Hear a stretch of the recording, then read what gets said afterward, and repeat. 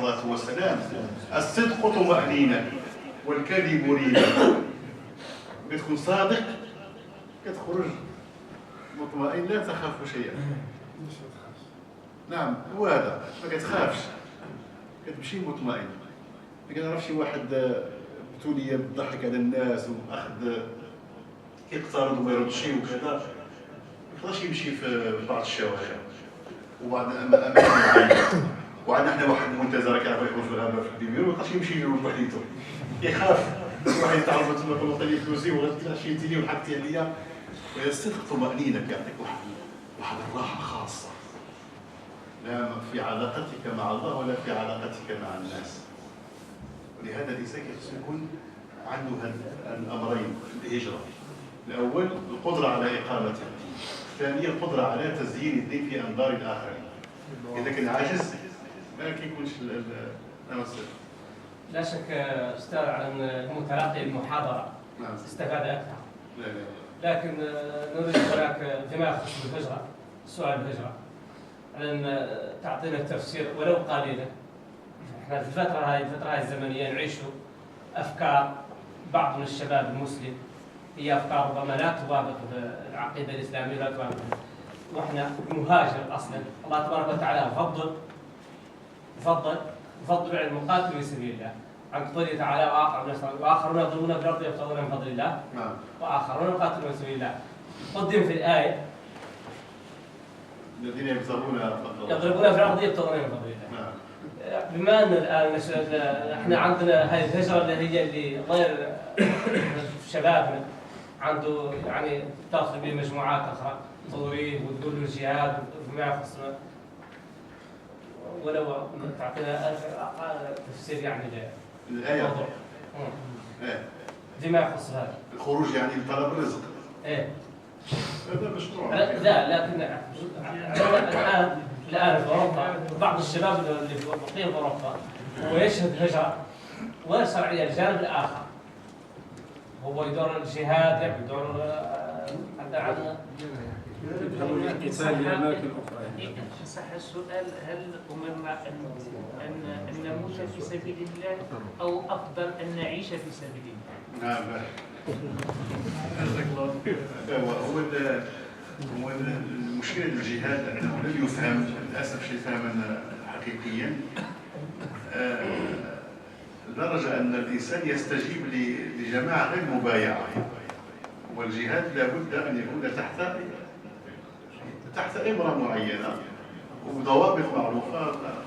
أما أن يستقل ويذهب إلى أرض أخرى يقاتل ولا يعرف لماذا يقاتل كحال كثير من الناس. الجهاد عنده ضوابطه، لا بد من أن يكون تحت ظل أمير المؤمنين، يعني الذي هو المرجع في هذا الأمر. وإنسان كما قال الأستاذ شخص يعيش في سبيل الله، يعني كيف يعني يكون إيجابيا في حياته بأن يكون نفاعا لمحيطه الخاص ومحيطه العام، وأن يكون مساهما في رفع ذكر النبي عليه الصلاة والسلام الذي يحقه عليه الصلاة والسلام على كل مكلف.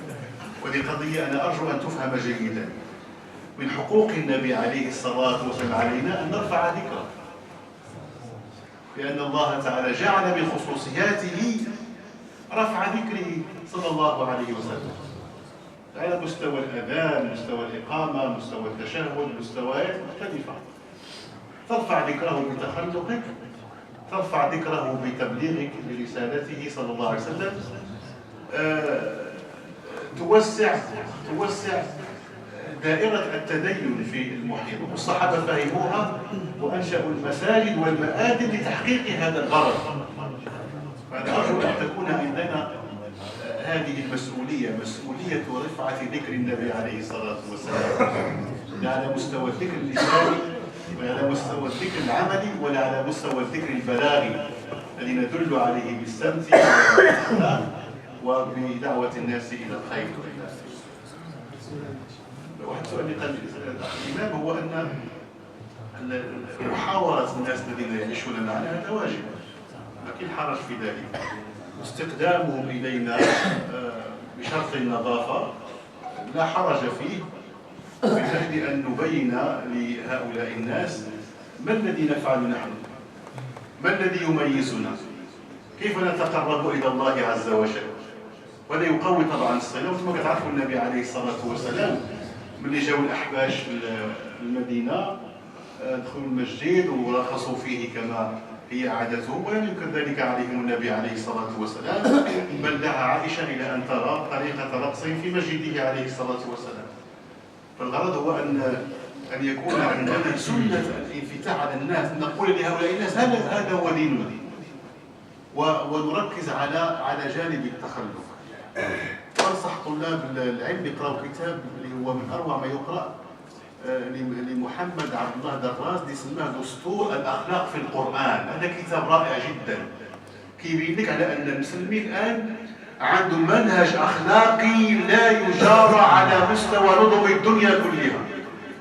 ولو أحسن الناس إظهار هذا الدستور الأخلاقي في سلوكهم لأغروا الناس بالدخول في الدين، لكن للأسف الناس ظهروا أعمال نفروا الناس من الدين وأعطوا صورة للتدين لم تمحى إلا بعد عقود، للأسف الشديد بعد عقود، بسبب الطيش وبسبب سوء الفهم الذي يرتبط بالظواهر.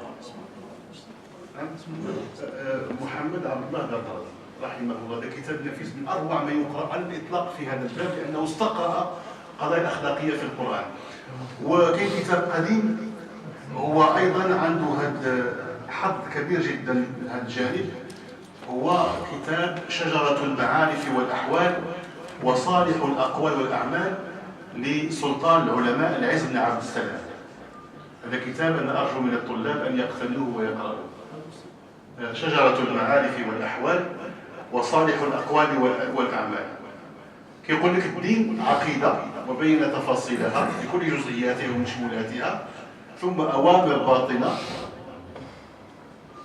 ونواهي باطنة وأوامر ظاهرة ونواهي ظاهرة ومجالات الإحسان. هذا الدين شي حاجة سكي قلب. من قرأ هذا الكتاب لن يفوته شيء من أدب القرآن إطلاقا.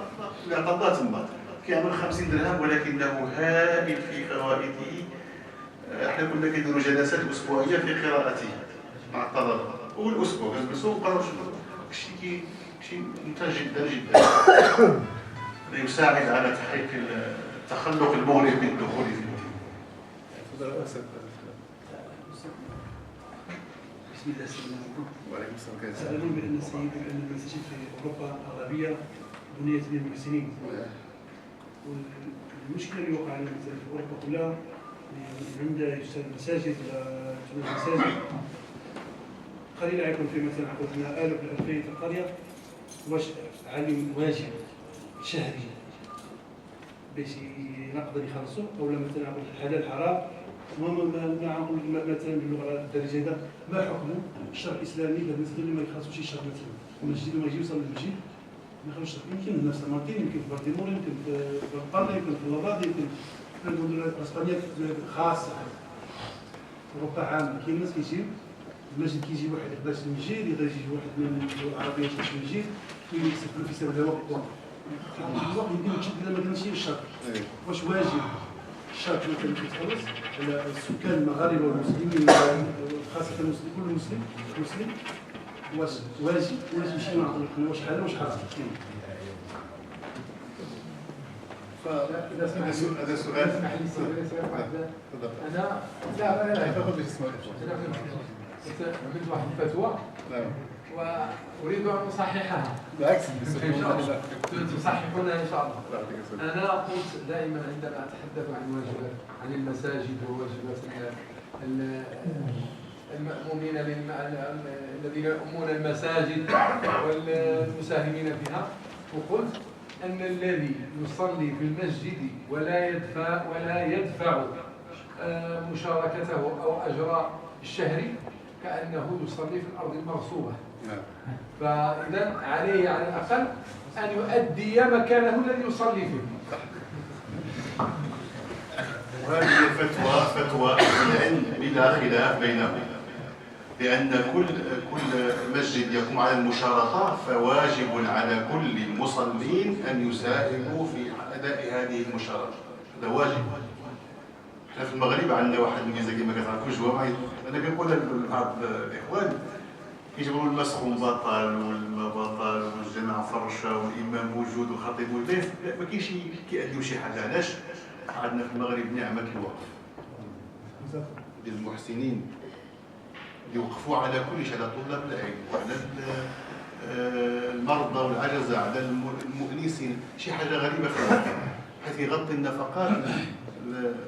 كيغطي النفقات اللي مطلوبة لإقامة الدين. انتم عندكم وضع عندنا مختلف، وضع مختلف، ما كاينش شي أوقاف خاصة ديال المساجد، فملزم على كل رواد المسجد أن يساهموا. لأن علاش؟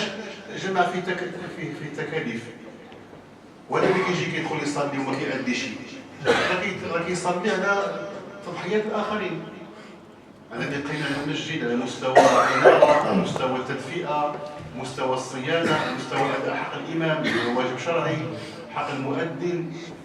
فكل واحد في الجماعة لابد أن ينخرط فيها وإلا يكون منفصل عنها. وماشي من الأدب الإنسان يكون في جماعة ويبخل بأداء ما يؤدون لإقامة الدين. فإقامة الدين توجب البذل والإنفاق. ثم النفقة ما ضيعاش. كاين اللي كيعتقد أنه إذا أعطى شي حاجة أعطى نفسه هذا خطأ، وفيه عدم تقدير الله حق قدره. وكيدخل كيكون هذا يعني كيكون مستجيب لتخويف الشيطان. قال الله عز وجل: الشيطان يعدكم الفقر ويأمركم بالفحشاء والله يعدكم مغفرة منه وفضلا. ابن القيم الجوزية رحمه الله يقول المتصدق يقع في عبادتين عظيمتين. الأولى الوثوق بالخلف، والثانية تكريم الشيطان في إعاده له بالفقر. سبحان الله العظيم، وهذا كلام جميل جدا. فأنا أقول ما قاله الشيخ حفظه الله، أن اللي هو مع الجماعة ما كيأديش الحق لإقامة الدين في الجماعة راهو مقصر، راهو ظالم للجماعة، وخصو يعتقد أن الله تعالى ما يضيعوش، وذاك المال سيخلف لا شك، وسيجني الأثر على المستوى النفسي والمستوى الاجتماعي، مستوى الخلف الذي سيلحقه في ماله إن شاء الله تعالى. يظهر لي أنك سكيت فتوى الشرطة، وإذا ما عليك إلا أن تحررها لنا. نسميها الفتوى الرحمونية المضريدية، نخلوها في فقه النوازل ديال أهل الأندلس. حكم المسجدية. على كل حال نختم هذا اللقاء إن شاء الله عز وجل بآخر فتوى. لا بد أن ندخلك في مشاكلنا. في كل سنة يقع الجدل في المساجد. هناك مساجد تحتفل بالمولد النبوي، هناك مساجد لا تحتفل، ويقع الجدل بين الناس، من يقول بأنها بدعة، الاحتفال بدعة، ومن يقول أمر جائز. فما رأي فضيلتكم في هذا الموضوع؟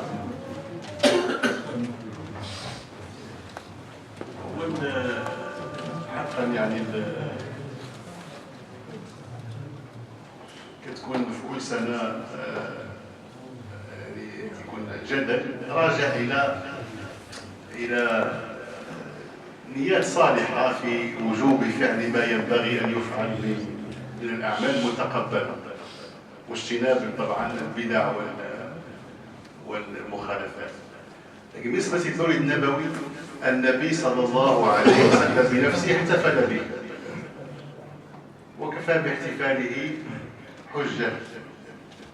كان يصوم يوم الاثنين، فسئل عن صيامه فقال: ذلك يوم ولدت فيه، وهو يصومه شكرا لله عز وجل. وبهذه الحجة احتج الحافظ ابن حجر رحمه الله على جواز إقامة المولد. شنو المولد؟ هو تذكير الناس بهذا الميلاد العظيم، وحثهم على محبة النبي عليه الصلاة والسلام وعلى اتباعه وعلى ذكر شمائله وخصائصه والتعريف بقدره وبجهاده وبتضحياته، هذا لا ضير له. وطبعا يعني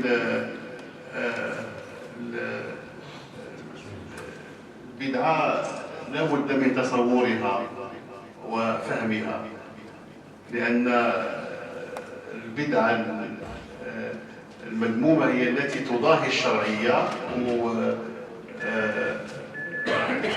لا تندرج تحت أصل من الأصول المعتبرة. أما أن نجتمع من أجل أن نذكر سيرة النبي عليه الصلاة والسلام لا يضر في ذلك. وشحال الناس كيمنعوا من الاحتفالات بالمولد النبوي، كاين احتفالات ببعض الشخصيات، يعني احتفالات سنوية. يمكن نحاول إن شاء الله تعالى في وقت نديروا شي لقاء خاص ونعرضوا الحجج المتعددة المتعلقة بجواز الاحتفال، هي كثيرة وفيها أنا عندي كتاب في هذا الموضوع هذا هو ديال الحجج ديال الاحتفال، هي كتاب 11 دقيقة بدعة. شنو هو تذكير الناس بقدر النبي عليه الصلاة والسلام. وتعرفوا يعني أن في هذه المرحلة اللي كنعيشوها ولات واحد الجرأة على النبي عليه الصلاة والسلام كبيرة جدا متمثلة في الرسوم وكذا من الأشياء، بأن نستغل مثل هذه المناسبات للتعريف بقدر النبي عليه الصلاة والسلام وببيان سيادته على العالم. بالمناسبة للأسف عملت واحد الكتاب ما كمش معايا، سميته شواهد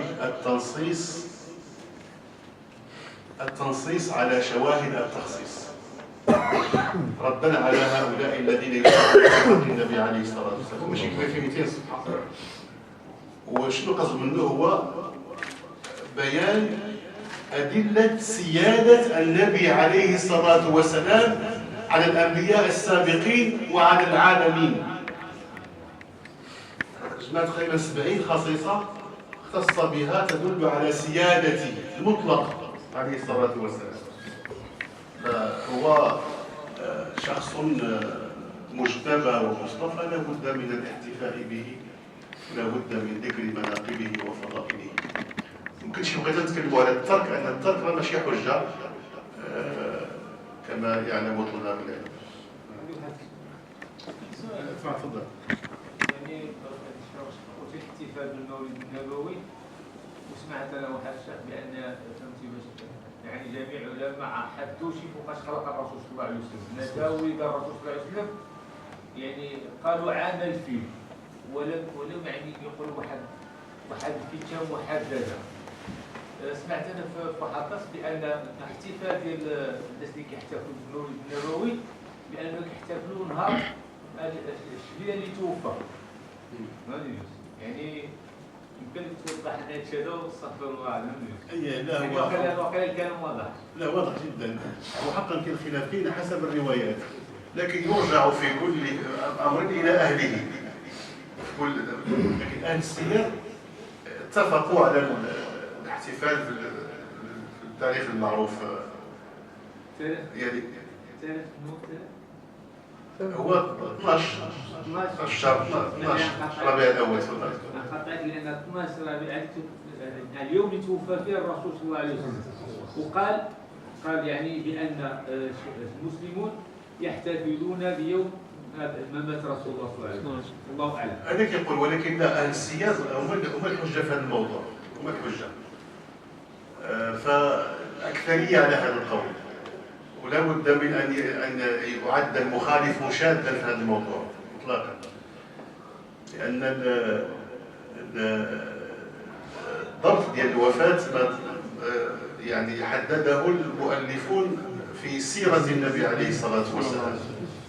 لا هو وده خلاف طبيعي، لان الروايه تختلف طبعا في سياقاتها، لكن العبره بما عليه الجمهور. لكن المهم ماشي التاريخ، المهم هو الفكره. والجائز أن نجتمع من أجل أن نسرد سيرة النبي عليه الصلاة والسلام أو لا. كيف لا؟ من هذا يحتفلوا به، هذا هو السؤال ديالي بغيت نسول، أنا ماشي كنعارضك لا. نقول يعني نسمع يعني هو القول واش غنحتفلوا نهار الممات ديالو 12، لأن كيقولوا العلماء بأن ولد الرسول صلى الله عليه وسلم حتى شي واحد ما عرف النهار. لا غلط. عامل هادشي اللي سمعت. لا غلط. شوف المساله سير تدري هشام واحد شوف شنو هو النقل اللي كاينه. شوف النقول اللي في كتب اهل السير، في اهل السير ماشي الكتب اللي كيقولوها الاخر، والعبره فيما عليه الجمهور. بارك الله في شيخنا على هذه الإجابات، فنرجو الله عز وجل أن يوفقنا جميعا إلى ما يحب ويرضاه. وأخيرا نختم بالشكر الجزيل للإخوان والأخوات الذين ساهموا في هذا المسجد، لأن الإخوان في الجمعية كلفوني بشكر هؤلاء الإخوان والأخوات الذين ساهموا بأموالهم بالقليل أو بالكثير، فما علينا إلا أن نشكرهم وندعو الله عز وجل لهم بالبركة والتيسير. نرجو الله تعالى أن يوفقهم وأن يسدد خطاهم. نرجو الله عز وجل أن يبارك في عمرهم وأن يبارك في حياتهم وأن يبارك في أبنائهم وأن يبارك في أرزاقهم. نرجو الله عز وجل أن يجعل هذا العمل في ميزان حسناته.